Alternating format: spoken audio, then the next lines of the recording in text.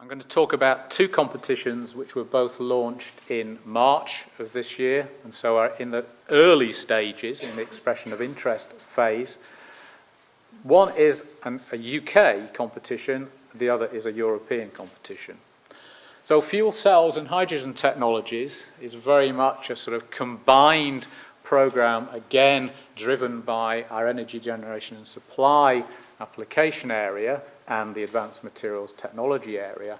And in the case of both fuel cells and hydrogen technologies, has a very strong flavour of materials and the use of novel materials, as it says here, for things like improved durability, more cost competitive materials, materials which are easier to handle at the end of life, provide higher energy efficiency, and so on and so forth.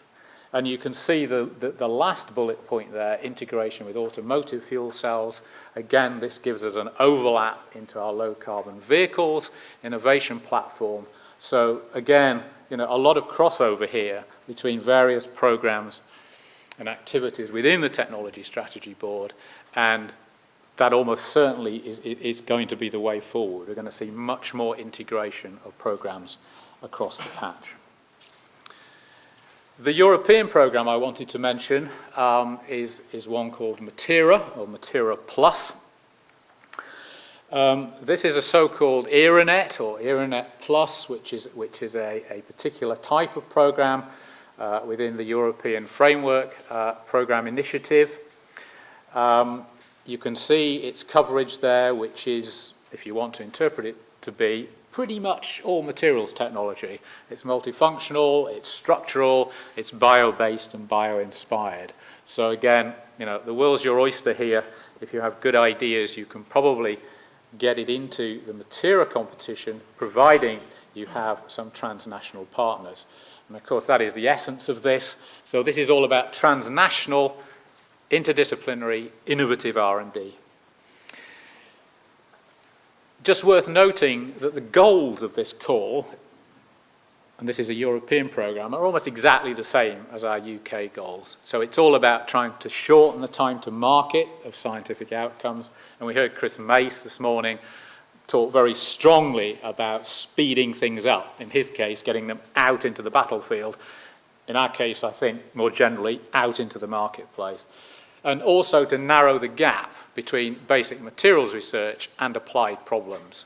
So again, this is looking at sort of needs-driven applied research. The Technology Strategy Board and Invest Northern Ireland are collectively putting €2 million into this programme, which doesn't sound a lot, but actually that's going into a €23 million pot. So there is actually €23 million available for UK industry and UK academia to bid into within this competition.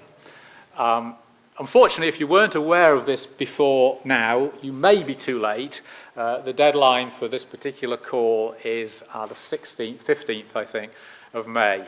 But I would expect, and in fact there are other similar programs from other areas within the Technology Strategy Board, such as photonics. I would expect to see, again, more engagement with European programs and more UK money going into them.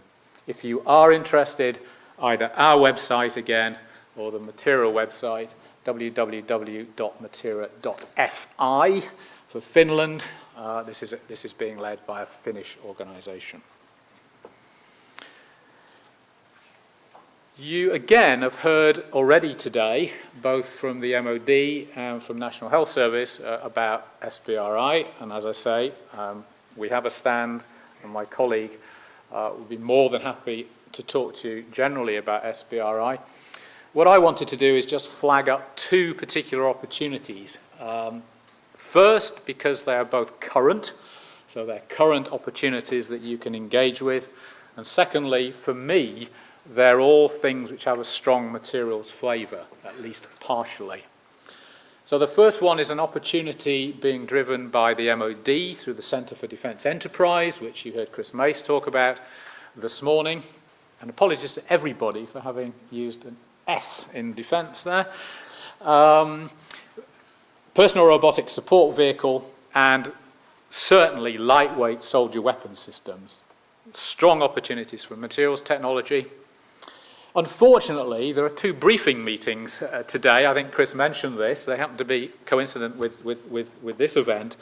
But I'm sure that by going, again, either to our website or to the science.mod.uk website, you can get detailed information about both of these calls if they're of interest to you.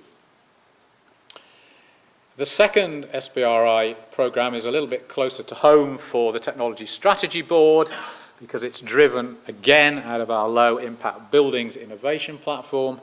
It's a programme called Retrofit for the Future, and it's really a demonstrator programme.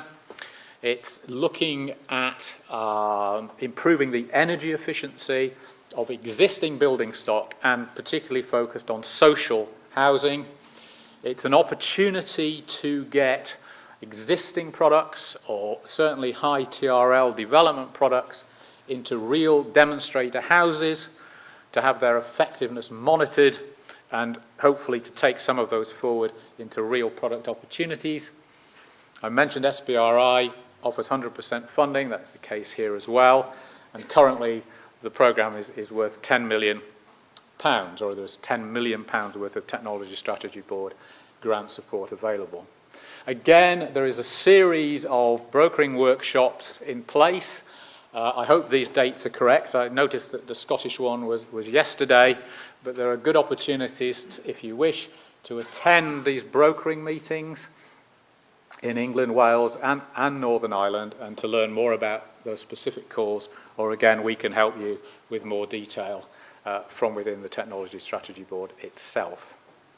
And that, you can see, is being driven on our behalf by the Modern Built Environment, KTN. The final collaborative R&D competition I wanted to mention brings us back to the first of my priority themes, which is materials for energy. This has not yet begun, so plenty of opportunity here to find out about it and begin to work up consortia and so on. This will be launched in June of this year. Again, it's a collaboration between my energy generation and supply colleagues and advanced materials. And there is a specific line item in here for materials technology and supporting areas such as NDE, instrumentation, modelling, condition monitoring, and so on. So I would encourage you to, again, visit the Technology Strategy Board website to look at the further detail of that call. And again, I would like to see a strong input from the materials community into this obviously very important and topical area of carbon abatement. So in summary then, first of all, hopefully you'll agree with me that we do now have a clear strategy for advanced materials. It's based around these major societal and market challenges.